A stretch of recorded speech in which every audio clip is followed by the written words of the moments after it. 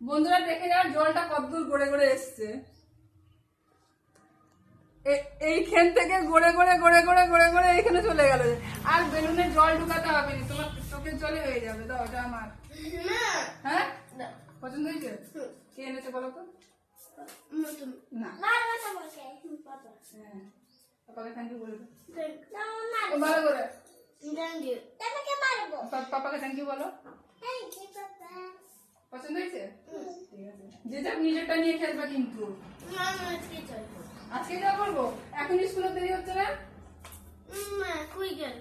এটাই কম এখানে জল দিতে হবে, জল দিতে হবে এটা।